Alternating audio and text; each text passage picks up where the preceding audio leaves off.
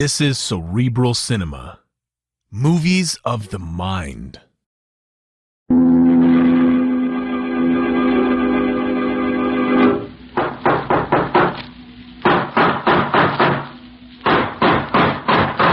What's the matter? What is it? It's another case for Nick Carter, Master Detective. Yes, it's another case for that most famous of all manhunters, the detective whose ability at solving crime is unequaled in the history of detective fiction, Nick Carter, Master Detective, presented by the three great Linex home brighteners, Linex Clear Gloss, Linex Cream Polish, and Linex Self-Polishing Wax, created by Acme, America's great producer of Acme quality paints.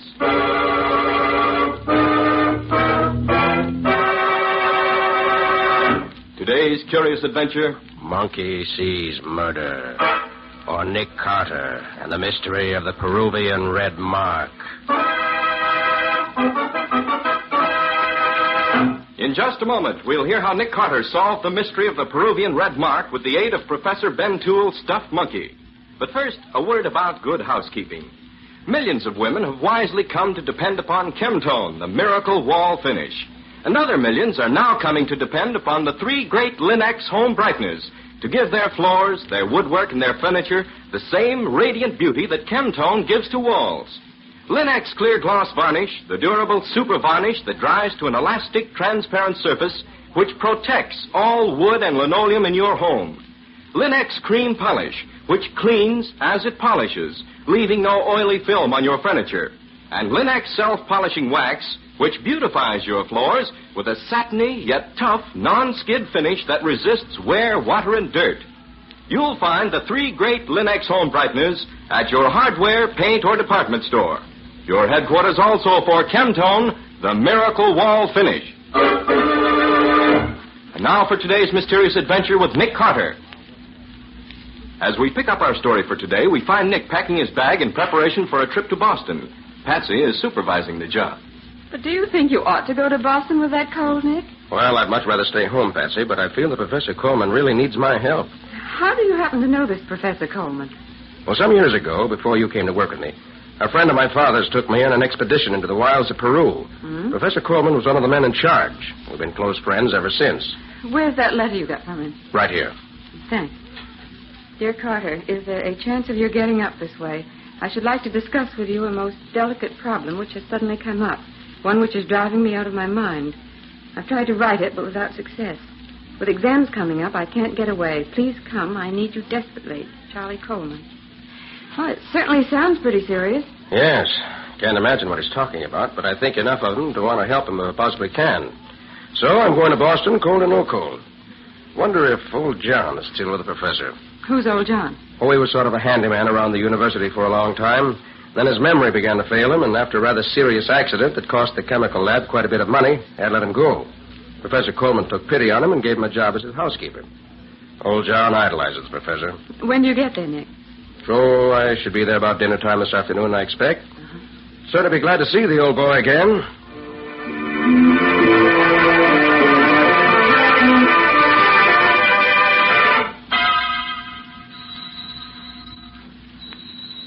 Suppose I should have phoned before coming. Stupid of me. Door's open. Not even latched. That's odd.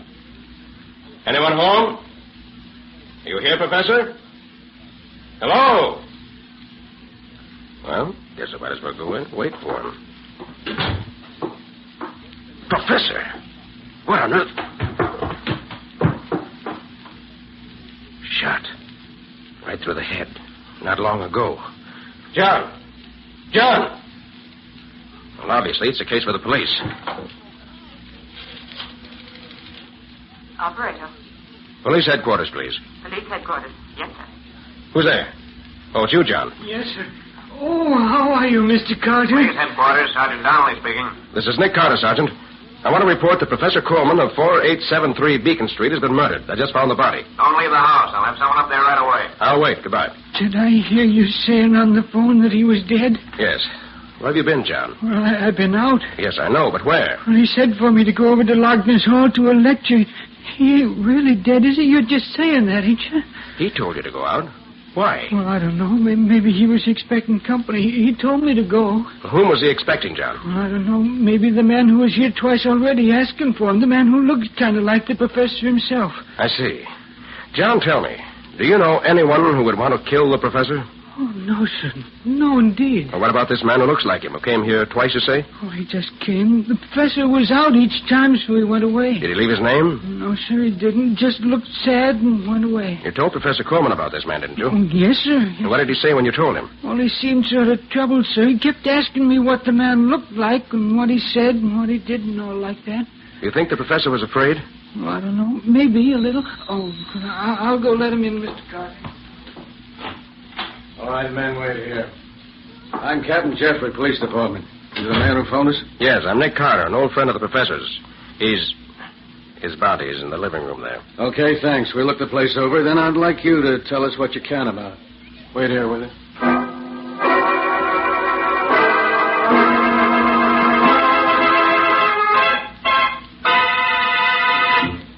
And you say you've known Colman for years? Yes, ever since we went on that Peruvian expedition together. I only stayed there a few months, but Benjamin Toule, the head of the expedition, and most of the others stayed on until their work was finished. Well, Mr. Carter, if there's nothing else you can tell us, we'll be getting back to headquarters. You're going to be in the city for a while? Yes, at least until this is cleared up. Where'll you be? I imagine Ben Toule will want me to stay with him when he knows I'm in town. He generally does. I see. You can get me there if you want me.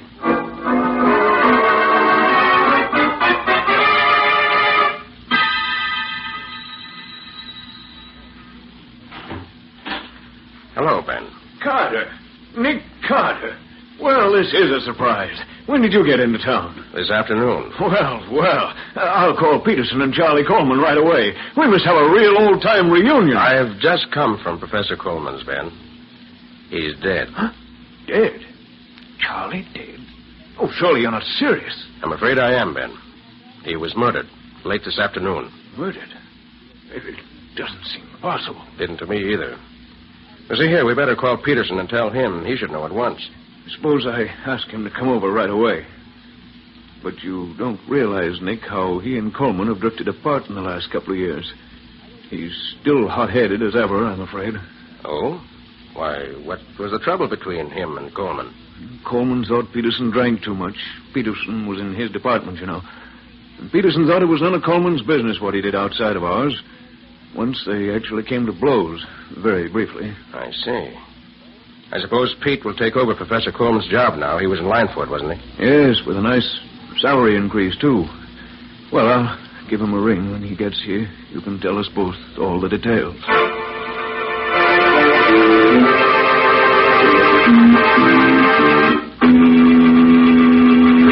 And that's all I can tell you. I don't suppose, Peterson, that you have any more idea than Ben does what the problem was that Colman wanted to discuss with me. Not the slightest, Carter. You and I were scarcely on as intimate terms as that. Of course, I'm sorry that he's dead, but I don't expect to go into mourning for him. We're all sorry he's dead. He was a good man and a good scientist. Yeah, I've got to be running along. I have work to do. Nice to have seen you, Carter. Now, wait a minute, Peterson.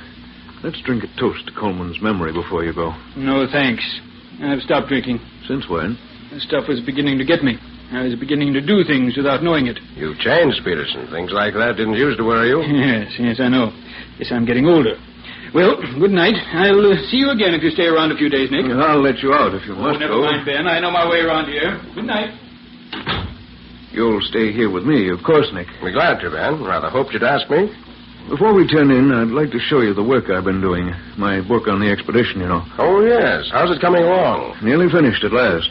It's been a terrific job to correlate all that material that we gathered in that year in Peru. It's not the money I'm after, you know. It's recognition. Recognition for all those months and years of hard work and perseverance. I'm getting old, you know, and I may not have... What is it, Ben? Look here. All of them, my manuscripts. These red marks. Oh, what do they mean? You know what this is, don't you? The mark that's scrawled all over these papers? Why, it looks like a big red letter F. Is it? After you left the expedition and went back to New York, we found one of our head guides murdered in his tent one morning. And on his face and all over the walls of the tent, written in his blood, was the same symbol. The natives told us it was a message, a warning, a promise of death. But who in the world could have... I don't know. I don't understand it at all. First Charlie Colman murdered, and now this. Oh, what can it mean? I don't know, Ben. But the best thing to do right now is call the police. It's undoubtedly linked to Charlie Colman's death some way.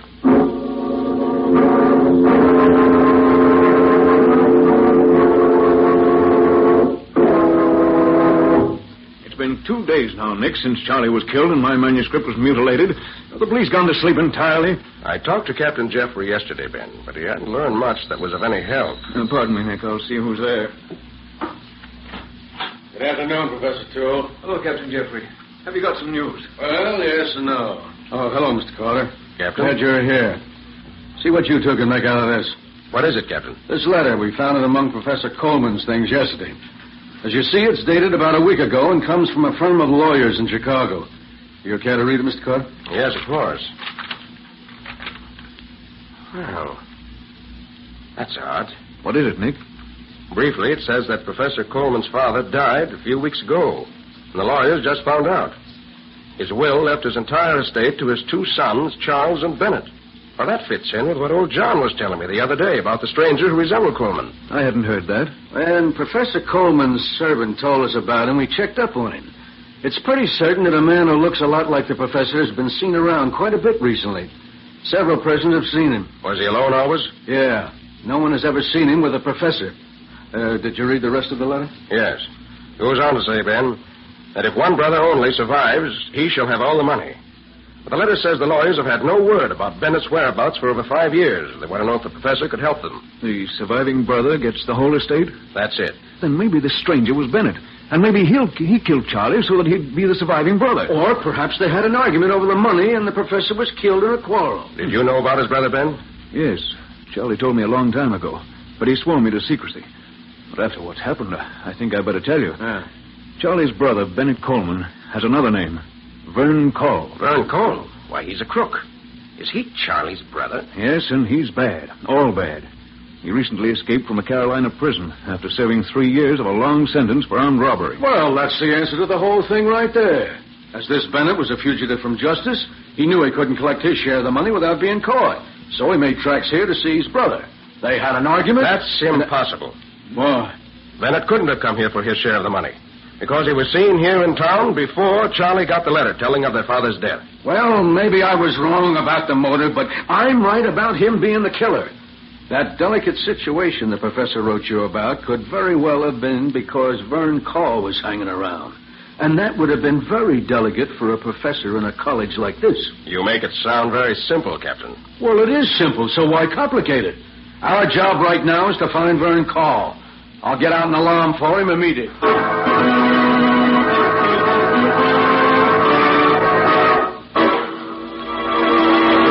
So Professor Colman has a brother who's an escaped convict. He's been seen near the scene of the crime. That seems to be the obvious answer. But is Nick himself satisfied with the solution, or do his suspicions point in another direction? We'll see in just a moment. These are days when your folks are likely to come tracking into the house with wet boots and galoshes. And those tracks can mean a great deal of work for you homemakers. Not only do you have to wipe up the floors, but it's quite likely that moisture may impair the floor finish. So here's the wise thing to do. Protect the floor surfaces in your home with Linex Clear Gloss Varnish. It's easy to brush on, and it leaves your floors and linoleum with a lustrous finish that keeps its beauty a long, long time. For Linex Clear Gloss provides an elastic, transparent finish that really wears. It actually resists damage by hot grease, boiling water, fruit acids, perfume, even alcohol. And it lessens your housework amazingly, for it keeps dirt on the surface where you can wipe it away easily with a damp cloth. Depend on Linex Clear Gloss, the super varnish. Thousands of wise homemakers have found it the finest household protective finish in their experience. So ask for it at your dealers. Linex, L-I-N-X. Linex Clear Gloss Varnish. You'll find all 3 great Linex home brighteners and Chemtone, the miracle wall finish, at hardware, paint, and department stores everywhere.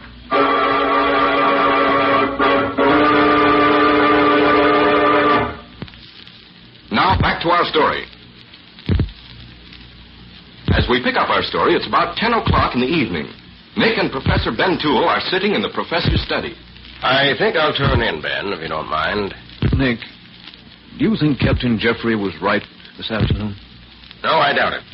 Vern Cole doesn't explain the marks on your manuscript. It sounded like the window in your study being... What I thought. The stuffed monkey on my desk. What the deuce? Somebody moved the monkey from the top of the bookcase down onto my desk. Put the dunce cap on him and put that card in his hand. That red ink sign on the card. It's the same as the one that was on your manuscript, isn't it? Yes, Nick. The same sign. It's come again. Is your window locked? No, it isn't. That's how we got in. But who, Nick, and why? Ben, this card is fastened to the monkey's paw by a hunk of chewing gum. Chewing gum? Yes. Then I'm going out. I don't yet know why this stuffed monkey was placed on your desk, but I think I know who did it.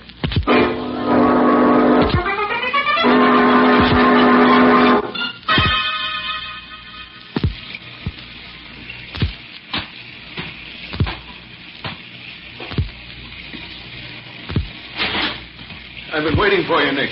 Come in quick. You're soaking wet. Peterson was here. Just left a few moments ago. I phoned him to come over after you went out. Ben, old John Dyson was murdered tonight. Old John, murdered? Yes, shot. Same as the professor was. I knew it. I could feel it in the air. How did you happen to go there? Chewing gum that fastened that card to the monkey's paw was scented with clove. And old John chews clove-flavored gum all the time. You're soaked through, Nick. You already have a bad cold. Would you like some coffee? Peterson and I had some. There's a little left. It's still quite hot. Yes, I think I would, Ben. I feel pretty down just now. Let me hang my coat up. But, Nick, what's back of all this? Vern Cole surely wouldn't have any reason to kill old John, too. I wish I could answer that, Ben. I have a general idea of what's going on, but I can't make it sound sensible. Second cup of coffee was just what I needed. I think if you don't mind, Nick, I'll go to bed. I'm all in. Well, certainly, Ben. Run along. I'll sit here for a while and finish my coffee and try to think things out.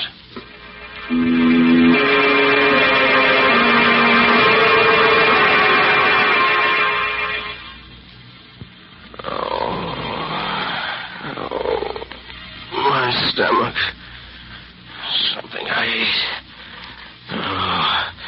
Or drank.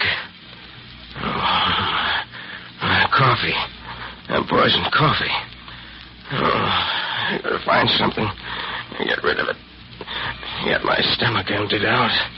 I've got to get rid of it.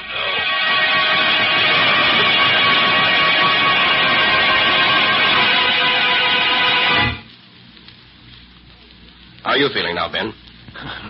A little better. We nearly died, Nick. Don't I know it? Feel sure that if I'd retired at a reasonable hour, I should have died without ever getting out of bed. But fortunately, when the poison took effect, I was still sitting in the study. I managed to get to the kitchen and find some mustard and eggs and warm water and got cleaned out. Oh, if you hadn't hauled me out of bed and treated me, I don't think I could have made it. I couldn't move when you found me. What caused it, do you suppose? It must have been that coffee you made, Ben. I didn't make it. Peterson did. Peterson made it? Yes. I poured us each a cup from what was left. Ben, I'm going over to the chemistry lab and analyze that coffee we drank. See if there's anything in it except coffee.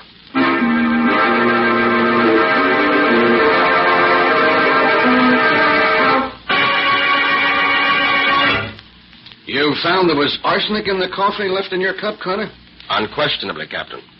Enough to have killed us both many times over. And Toole says Peterson made the coffee. Yes.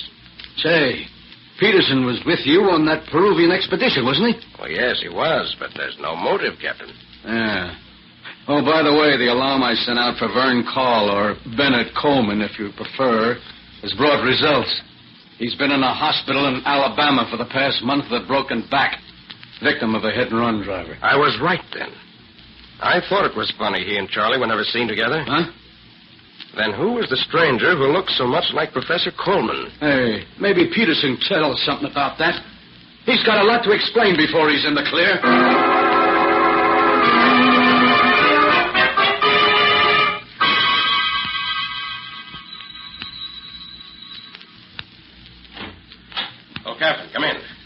got here myself. What's this all about, Carter?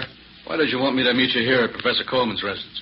A hunch, Captain Jeffrey. Yeah? You see, it's like this. After I left you this morning, I got to thinking. And suddenly things began to fall into place. That was when I called you and asked you to meet me here. I need one more piece of evidence, and I hope we'll find it here. What are you going to do, Carter? I want to go through old John Dyson's things. It may take time, but I feel sure it'll be worth it.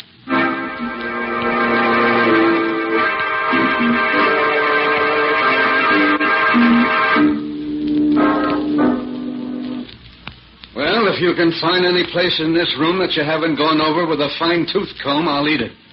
The only place you've missed is that old tobacco jar over there. That's right. And old John didn't smoke. Here, I'll dump it out here on the table. Candy, chewing gum, a few buttons, and... a sheet of paper. Well, is that what you want, Carter? I'll say it is. Come on. Let's show this letter to Ben Toule and see what he thinks of it. Then you can make your arrest.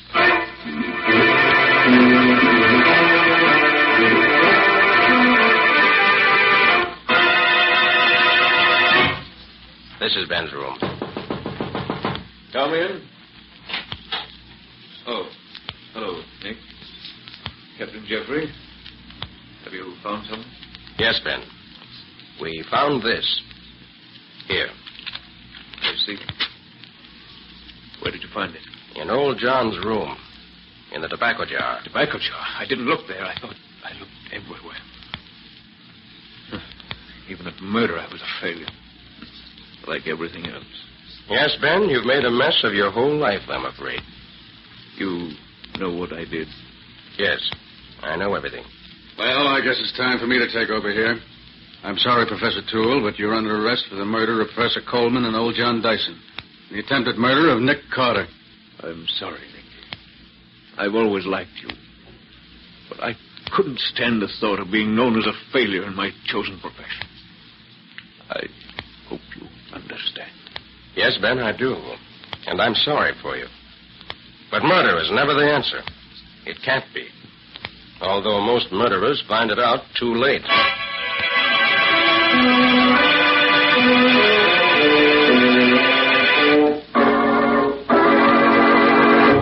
Well, go on, Nick. You gave Professor Toule a letter to read. What did it say? It was a letter from Professor Colman to me. One he wrote to me, but never sent. But what did it say? It was that he, Professor Colman, had suddenly learned that the whole affair of the expedition to Peru was a colossal fake. What? Engineered by men who made a small fortune by selling us supplies and renting us the Indians we used as guides and porters. It was a gigantic frame-up, with fossils and other relics planted for us to find. Gee. It was done by men who knew the subject well enough to fool everyone at the time. And Colman says it was only very recently that he accidentally discovered it. Oh. He investigated further and found that it was true. Ben Toule was writing his life's work on the basis of a fake lot of evidence. Ben must have known it, of course, but must have decided to go through with it rather than admit the truth. Gosh, what a terrible thing it would be to find that the biggest thing in your life was phony. Exactly, Betsy. So terrible that when Ben found Colman knew, he resolved to kill him before he could tell anyone. So he made himself up to look like Colman and hoped to be taken for his brother. But they were never seen together. That was my first clue. Oh? Then, having set the stage that way, and knowing that the brother, being an escaped convict, could not appear to defend himself, he killed Colman. But, Nick, what about that red Indian sign on Professor Toule's manuscript? They weren't Indian marks at all, Patsy. They were plain, everyday F's. F? Ben never flunked a student except for cheating. And then always put a big red F on the paper. Oh? Well, old John found the letter Colman wrote to me and didn't send, realized what it was, and kept it to torment Ben with. He hated Ben because Ben was one of those who had old John fired from the college after the accident in the chem lab. And he marked the manuscript himself to show he knew Ben was cheating. Oh, he must have hated him to do a thing like that. He did. And putting the dunce cap on the stuffed monkey and putting the card in his paw with the big red F on it was his way of rubbing it in. But he gave himself away with the clove-scented gum he used. And when I left Ben's house to go see old John, Ben knew where I was going and beat me to it. And, of course, poisoning the coffee was the really fatal mistake. You mean because you didn't die? No. Because he put a lot of poison in my cup, and only enough in his own to make him slightly ill. He drank a whole cup and was only barely sick, while I drank only a little of mine and nearly died. Oh, I see. So the poison couldn't have been in the coffee. It was put in the cups themselves while I went to put my coat away. And what was that delicate problem that Professor Colman wanted to put up to you? Oh, Patsy, don't you see that yet? Well, I'm afraid not. Should I know? Well, I think so. Coleman simply wanted to consult with me as to whether he should tell the truth about Ben and his expedition, or let Ben get away with it. If he hadn't learned the truth about the expedition, he'd still be alive, and so would old John. And Professor Toule wouldn't be waiting for his execution. Very true, Patsy. Sometimes the things we learn by accident are the most important things in our lives.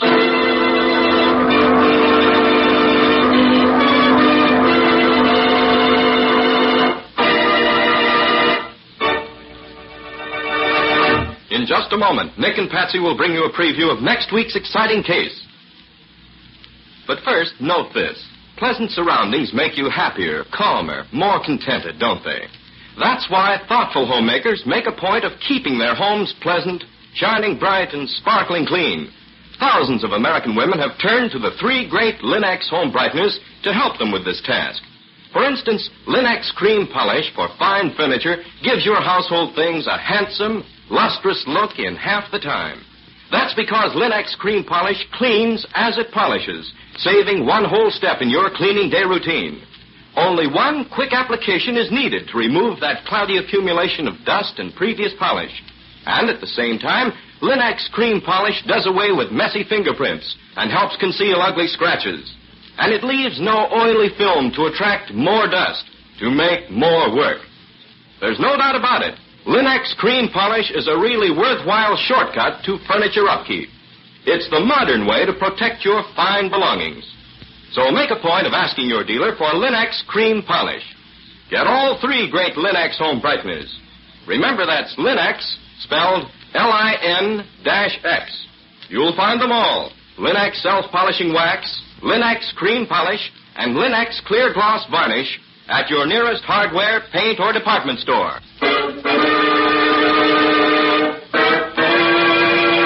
And now let's hear from Nick Carter himself.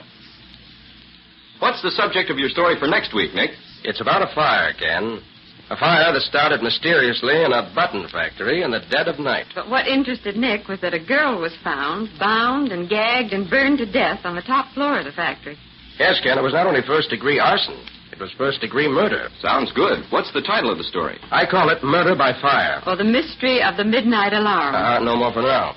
Join us again next week for one of the most exciting stories in a long time.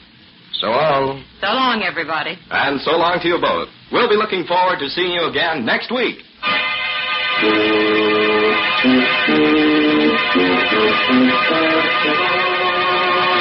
Next week at this same time, listen to another curious experience of Nick Carter, Master Detective, entitled Murder by Fire.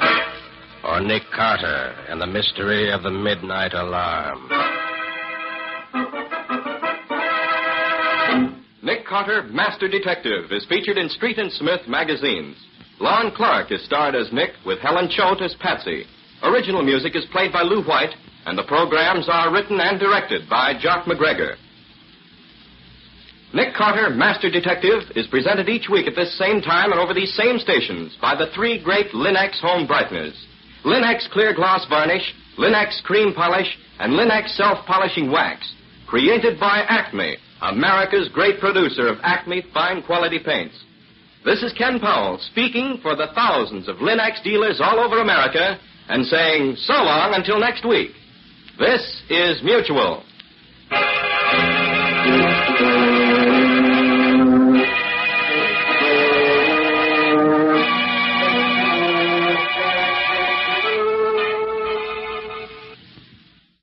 Cerebral Cinema hopes you have enjoyed this movie of the mind.